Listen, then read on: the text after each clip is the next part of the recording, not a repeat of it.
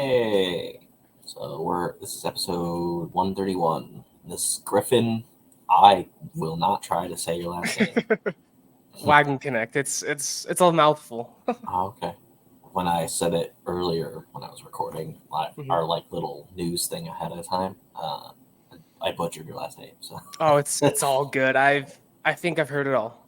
yeah, people can't say my last name either. So Is it Moquin? Yep. Okay. But for some reason, people add letters that aren't even in there. So Yeah. So, who are you and what do you do? I am the editor and CEO of Moonfall Publishing, and we are currently in the middle of our Kickstarter for our first anthology called When Night Falls, and it is a 92-page anthology with 9 stories that introduce 10 different characters of our world, just so people get a bit of a feeling of what's going on as we set up our issue series.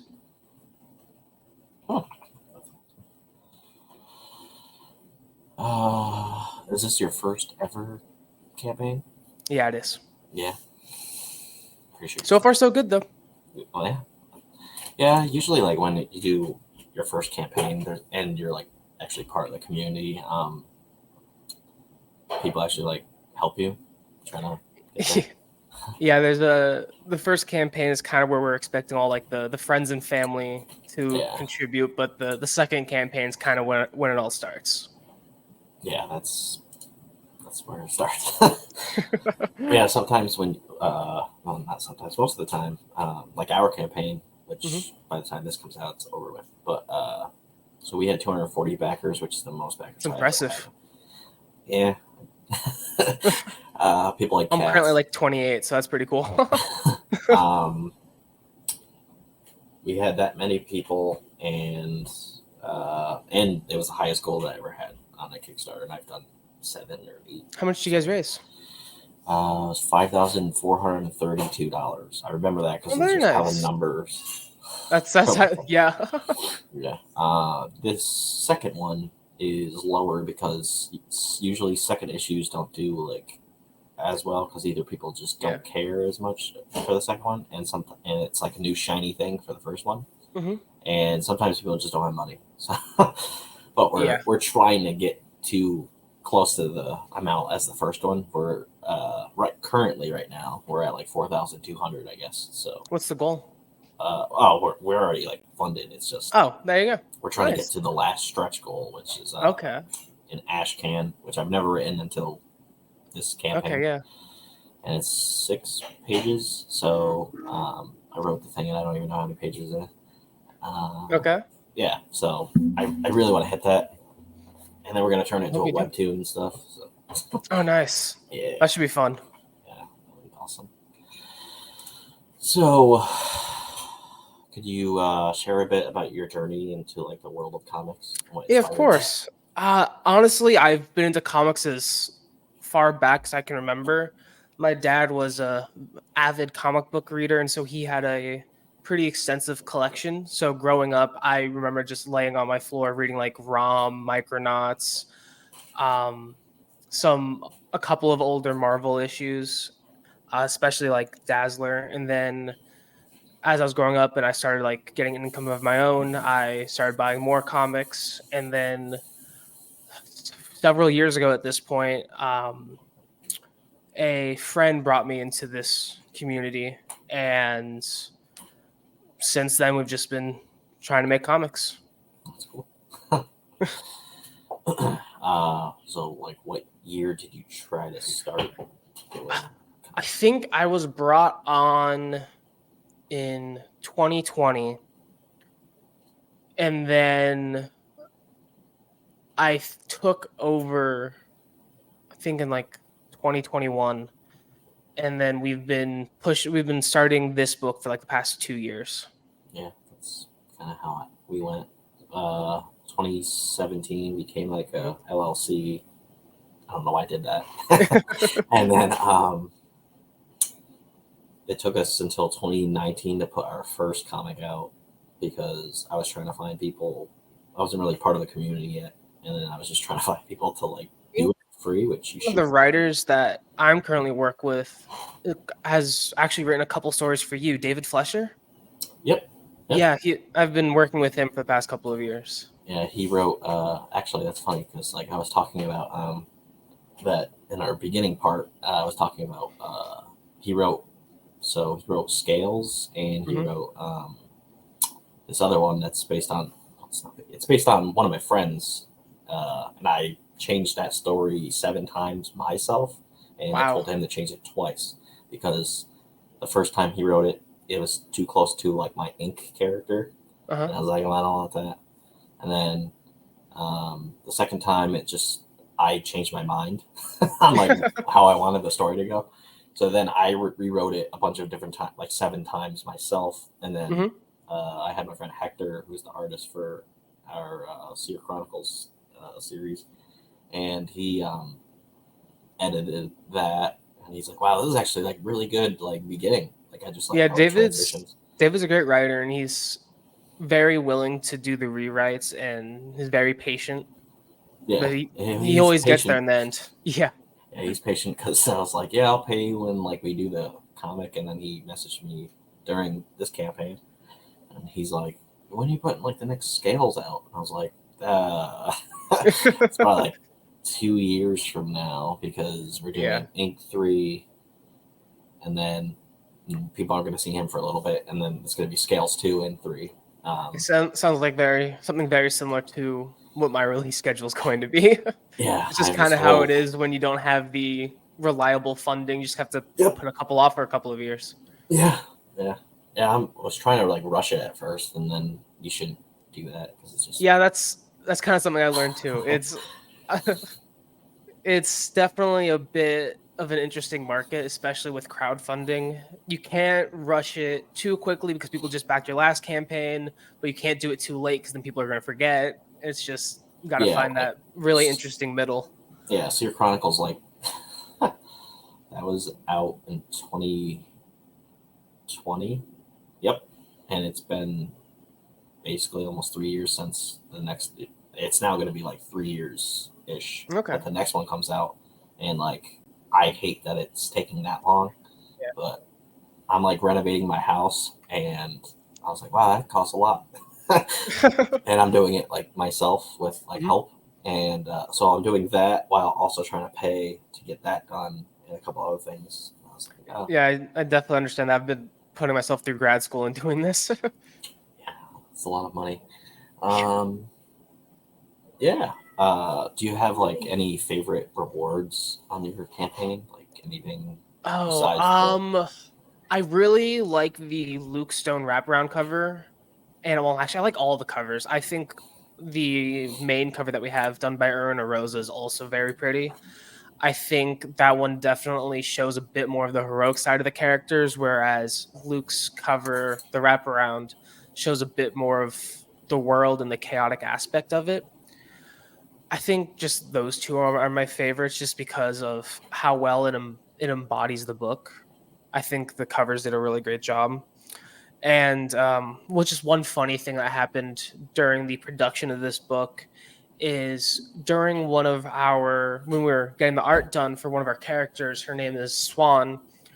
One of the artists for her, when looking over the script, just one of the splash pages was he drew it a bit differently than it was supposed to be, but it looked so amazing that we paid him for it anyway and made it into one of the posters for this campaign. It looks very nice. It's in black and white in color, and it's an impressive ink and color job. That's cool.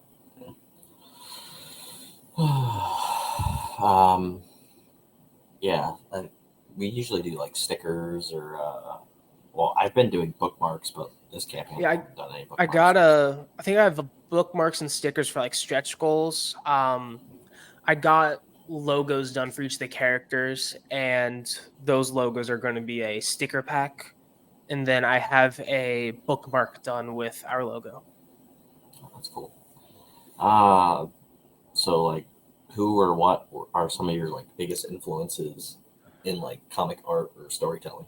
I've always grown up. growing up, I've always been a fan of Stan Lee. Just the amount of things he has done, and it just seemed like his name was everywhere in Marvel. And he always seemed very charismatic. Just whenever I saw him in like the movies or on TV or just in interviews, it was very inspiring. And then, of course, Steve Ditko, Jack Kirby. I mean, modern comics really wouldn't be where they are today without those three in particular. Like they've done quite a bit for the industry, and that's just what I've grown up reading. That's cool. Yeah, Stanley, rest in peace. Yeah. How do you like develop like memorable characters in like comics?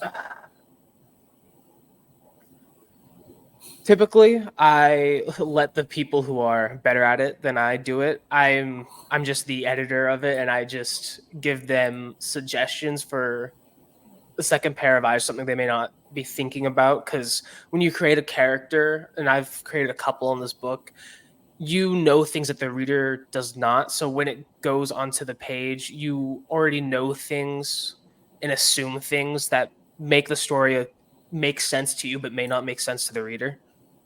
And that's, I think, probably the biggest pitfall of it, is just making sure that, yeah, you understand what's going on, but does the reader understand? Is this part really necessary, or is there something that you would perhaps like to use this time for so the reader can get introduced to the character like we do? Yeah.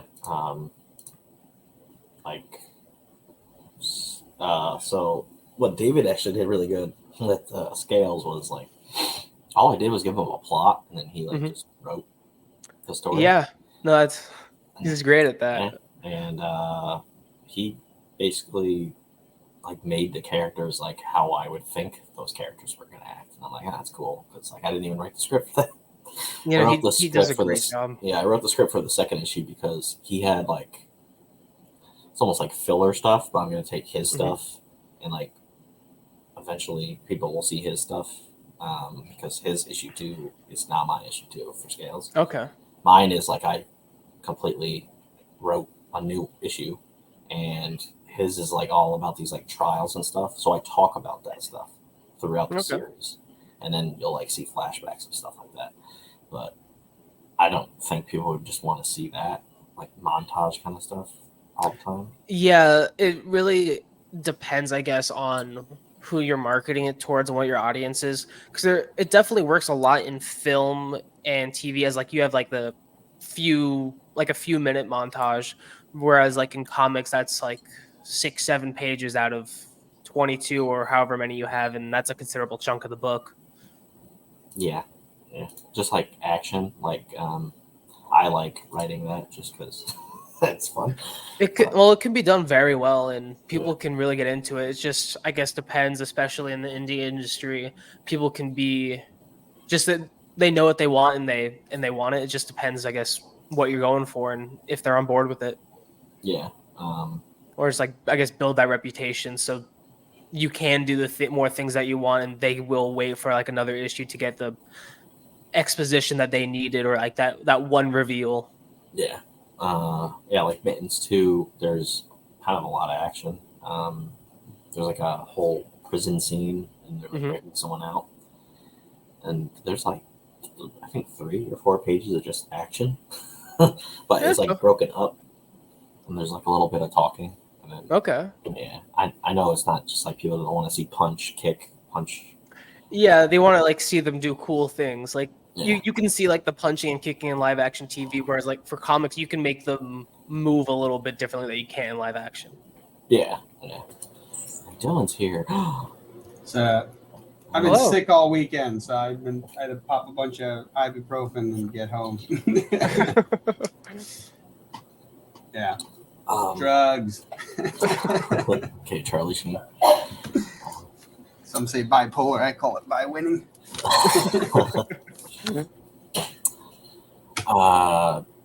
So what do you think, like, why?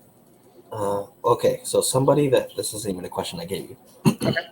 Because I know you edit. So try to tell a new creator that is creating their first ever comic, why do they need an editor? Well, again, it goes back to kind of the reason I said before of sometimes when you picture things in your head and you have the story down, you know things about the character that the reader doesn't. So just having that second pair of eyes to make sure that it flows nicely, that you hit all the main plot points, you get the story points, the character development, and that it all makes sense because the writer is going to know things that you don't, and especially with it being your first time, there's a lot of things you may not be thinking about that the editor is probably had experience and has been paid to do this several times, and they're going to have the necessary experience to give you the fresh perspective that you need. Yep. Yeah. We've asked that question in various different ways because we've had other editors on and stuff, and they're like, "Well, you should hire an editor because I need money or something." Like, well, yeah, that helps, but I mean, the story is important, and I know a lot of people want to get into this industry, but they don't always think about what they need to do, and a lot of the times they just want to take shortcuts and pay the cheapest artist and get like the cheapest thing done, but you really get what you pay for, and especially with your story, just to make sure everything flows nicely, everything's all good for the artist. Just getting an editor will just really solidify that your story's on the right track. Yeah. So Dylan edits most of our comics. And when I worked my last job, I sometimes used to write up until like I was about to like be relieved at work because I was a security guard. So then I am just writing, and then he looks at it and he's like, "This makes no sense at all." I was like, "Oh, yeah, that must be like when Tom came in the room or something," and I was like trying to finish. So, then he kills like, Tom. That's and it's like, funny. wait, who the hell's Tom? Tom was too late to work, so he's dead. So yeah, like I've done that multiple times when I'm writing a script, and I'm like, "Oh, I'm writing from like 11 p.m. at night to like 6 in the morning, almost 7, and then I was like looking at the door, and I'm like, oh, I still have some more time." And he's like, "This isn't even a sentence. I don't know what you were trying to do here." And I was like, "I don't remember what I was trying to do there either." So I was gonna say that last part has definitely happened a couple times where I'm like, "Where were you going with this?" And he goes, "I'm gonna be honest, I have no idea." That's pretty funny. Yeah, that was in like Ink 2, I think. He's like, "This isn't anything. We're gonna just scrap that." I was like, "You can do whatever you want." Yeah. We're gonna do this instead. It's like, okay, that's fine. Well, sometimes you need that backward step to really move forward, because I know a lot of times writers are like especially attached to like certain aspects of it that just don't work. But once you just remove and take a step back, the story can really rush forward. Yeah. One of the advices I heard too, and like I agree with this because this works for like life in general, is to think about what the end of the comic's going to be like, and then start from the beginning, and everything else should be flexible. Like that's one of the things that when Greg and I were going through the comics or going through editing the comic, because like I edit it with him, like I don't edit it and then come back and go, "This is what I did." So like I edit it with him, and because of that, I'll be asking him questions like, "What were you trying to do with this?" And I'm like, "All right, well, like, why would this character do that?" And so then we start developing the character more, and then that might make him do something different later that we weren't planning on. But as long as they still get, like, one of the ones is like what was it? Our Seer Chronicles 2, they all end up in one area, and I'm like, okay, I get why these guys are there, and I get how this guy could accidentally be there. But why are these guys there? Right? They didn't make any sense. There has to be a reason for it. So we had to set up a whole scenario where that happened. Where like one guy was like checking up on somebody, and that's how we find out it all happened. So I was like, okay, this makes everybody come to the same place. Yeah, that's definitely happened a couple of times. Writing's fun. Do you know like how many comics are in your like timeline kind of thing that you want to like put up? A lot. We have actually the end of our universe planned, so there's a whole timeline we got. That's almost like us, except the opposite. We have the beginning of our universe planned. Well, we have the beginning, but we have like I have like up to I don't have it written out, but I have it in my head. So Yeah, nobody will ever see it. Yeah, there are like several chapters right now. We're still in the world building, like our chapter 0. And we have each chapter planned, not like the individual stories, but the main arcs and what needs to happen and what's going on. Yeah, I do know at one point this planet that we're on for all of our series for most part, that isn't there anymore, or it is there, but it's kind of like apocalyptic. I said that wrong, but yeah. So then there's a whole new planet that people will be on that is actually in Mittens too. So it's kind of cool. Showing stuff off. People.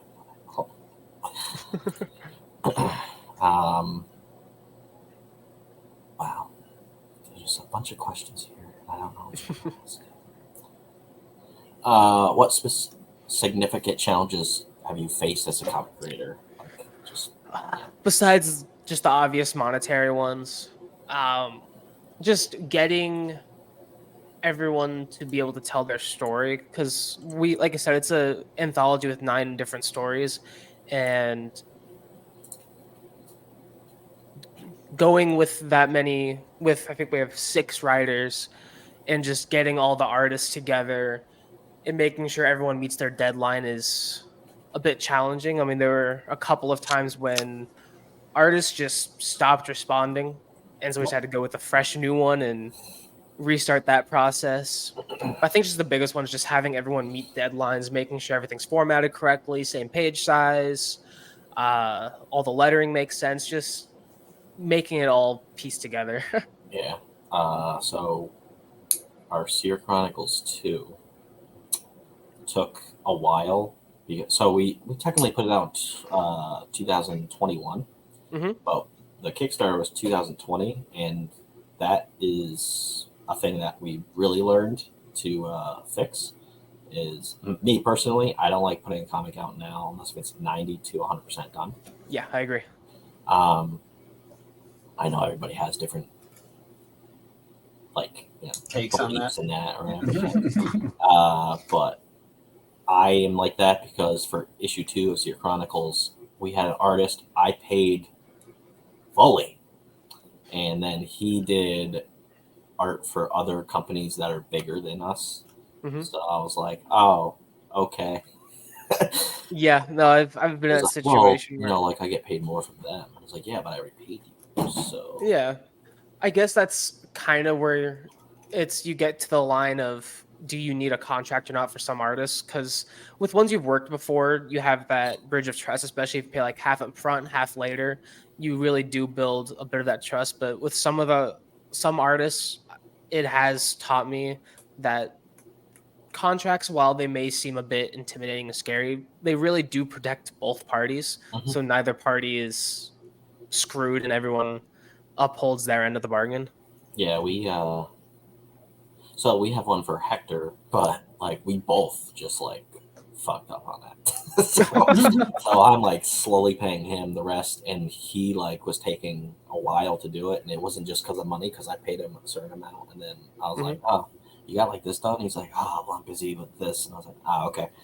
And then so that kind of like went out the window because we're friends anyway.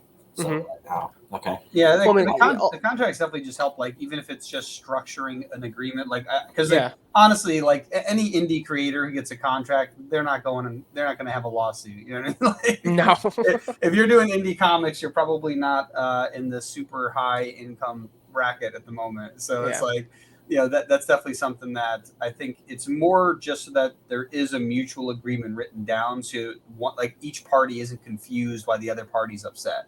I think that's probably the better way to look at those contracts. And even with that, with like the artists and the writers, a lot of them have day jobs on top of this, and just life happens, and that's understandable.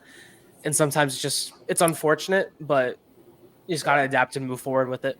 Yeah, and I'd say the other thing too is it's probably more like public shaming if you end up getting an artist who breaks their contract. If you don't even need to go to a lawyer eventually, like I guess it is that more like, hey, look at this guy signed a contract with me, he didn't finish his work. So it does help even with like social You actually pressure to see that a make lot sure- in like Facebook groups. Yeah, no, Yeah. I've seen a couple of Don't those. trust this person because of this. Yeah. Yeah, like we have our artist for ink and scales. And we did give a contract to him, but he's like, so we're both like so like just trusting of each other. We just sort of like, oh yeah, like you can sign this, but like we know that it's gonna get done. Yeah. So yeah. Many comics touch on like universal themes. Are there any specific themes you're trying to find yourself? A lot of it is just adapting to change and what happens in life.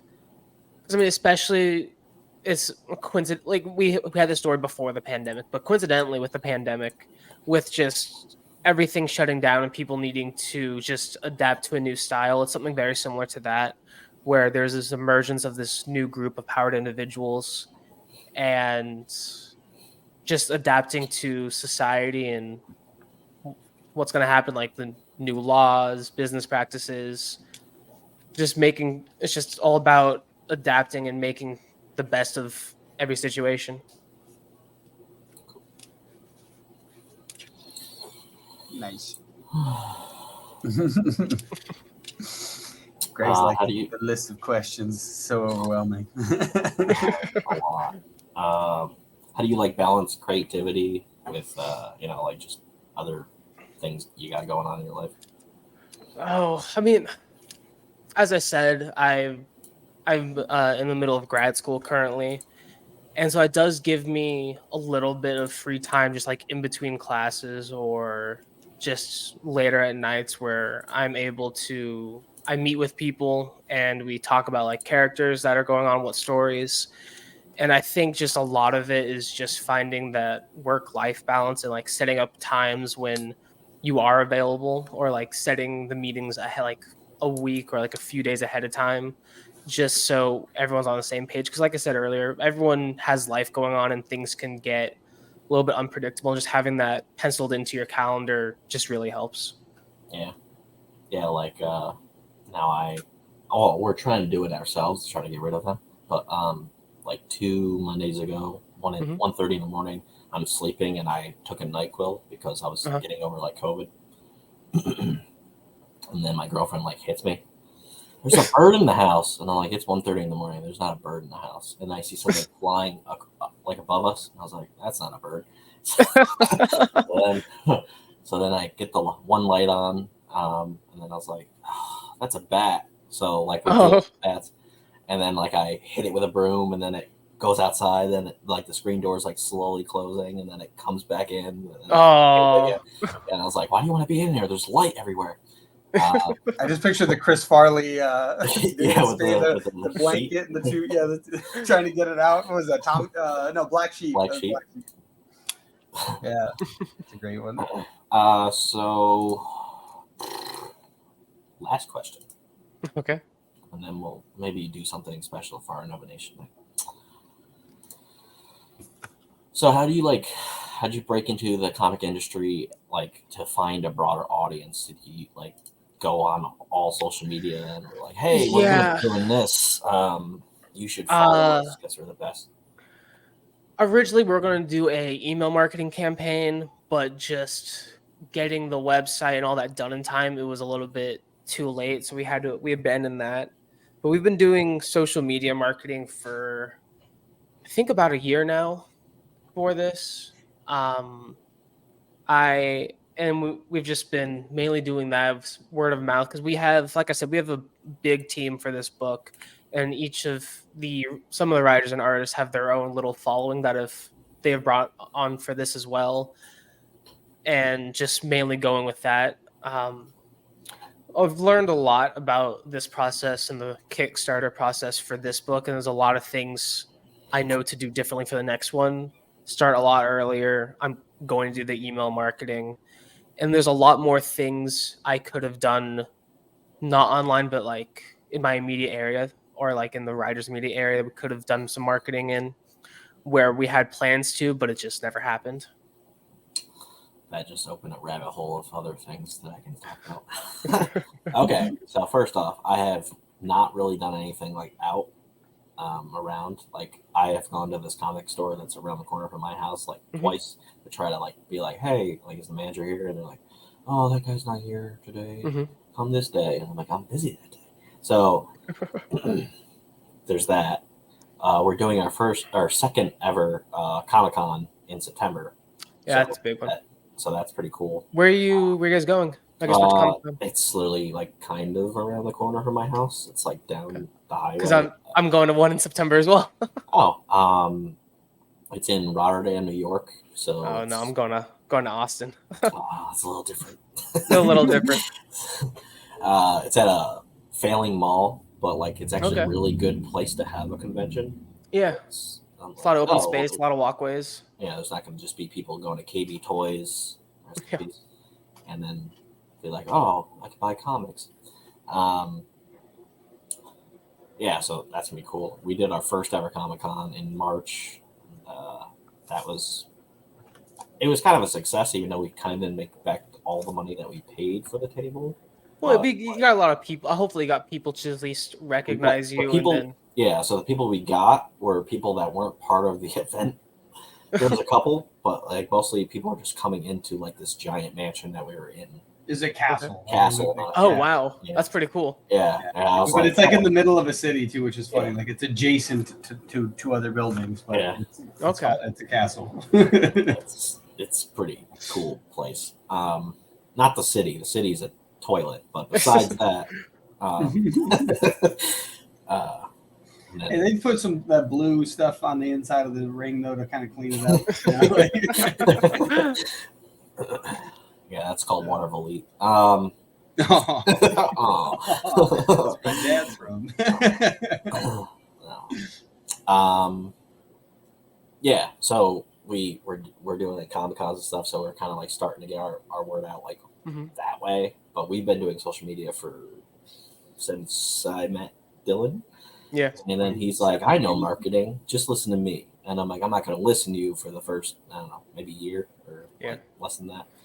And then there's this guy, Gary V, that we follow almost religiously. He has his $1.80 principle, and I was following that for a while, and that got us kind of into the community. That like actually helped us like grow. So what is that principle? I don't think I've heard of that. So you give me $1.80.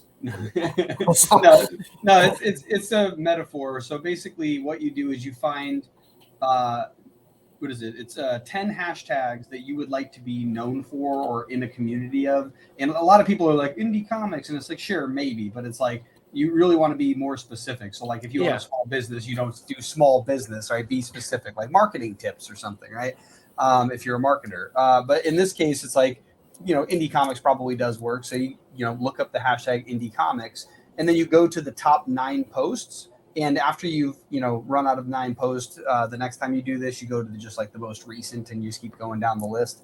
But basically, you do that for 10 hashtags, the top 9 posts, you leave your 2 cents, right? Which is $1.80. So the whole idea is that instead of just, doing fire emoji on a bunch of people's posts, go look at their posts, read them, and give an authentic comment so that you now appear in that world of people that you want to appear amongst. That's okay. Yeah, that makes sense. And we went from probably like that was probably back when we only had like a couple hundred, and then we got to almost 1,000 just doing that. Okay, well that's something I guess I'll start doing. Thank you. Yeah, and it works on every platform, but it originated on Instagram, like Threads. Yeah. I don't know if you played with Threads at all yet. Really work on Threads? Because I don't. I'm not even on. Downloaded it, but that's about getting it. Followers, like same. but the biggest reason why I already have more followers on my business Threads than I do my business Instagram, specifically because like they'll auto follow some from Instagram. But I'll just comment on people's stuff, and I'll get people replying to me, following me, and like messaging back and all that. So it's definitely something that works really well on every platform. It's the same with Twitter. Like if you're trying to get into the the Twitter world or X, whatever, right? Like you're trying to get it's still Twitter. I don't think anyone's really called it X. It's funny though because it's like X space, like they have X spaces, but like X backwards. Like he's just trolling people now. But basically, Yeah, so like if you do that on anybody's or any of these platforms, if you go into groups and you comment on posts instead of being the poster, like if you go into a Facebook group of indie creators, don't be the one who's always posting. Comment on everybody's post because like people forget. Like, think about it. You post something. What do you want to happen when you post something? You want people to like, comment, and share it. Yeah, you want them to engage with it. So why not be that person for everybody else? Yeah, makes sense. And then the thing I love is that I do this for marketing stuff. It's like there's a book called Influence by Robert Cialdini, and he talks about the 6 weapons of influence, and one of them is the law of reciprocity. And it's so powerful that they actually had to ban a certain organization from going to the airport because they used to basically guilt a bunch of people into giving them money. So like literally like that's how powerful it is. But and you don't even have to do it with that intent. But the idea is that know that it works. And so go be that person who makes somebody else's day and just do that 150,000 times. And you're going to get people that are going to come back to you. And that's kind of the whole idea. That sounds pretty sound. Yeah, nice. That definitely worked for us.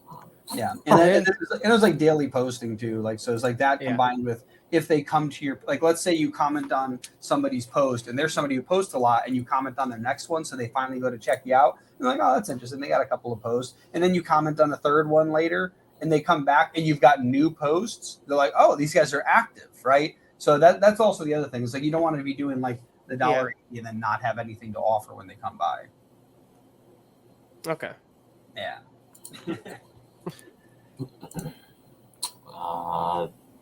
So we have this Nova Nation thing on our website platform, whatever you want to call it. And it's for paid subscribers. We have 2, but it's like a Patreon, but we built it on our own platform, so it functions the same way. Like they donate money, but it's like a massive Patreon because it's like not just for us; it's for like all the creators that are on there. Oh, okay. Yeah, it's like having a single Patreon subscription, but getting access to a bunch of creators. That's kind of the idea. Got it. That makes sense. We're gonna figure out a question or 2 to ask on that, but before we go to that, where can people find you and all about your Kickstarter and stuff? So on Kickstarter, just search When Night Falls, or is this gonna be like a YouTube video or something? It's gonna be on YouTube. I'll put the link for in the comments as well. When this is posted. You can find us on Twitter at Moonfall Publish, and then on Facebook at Moonfall Publishing.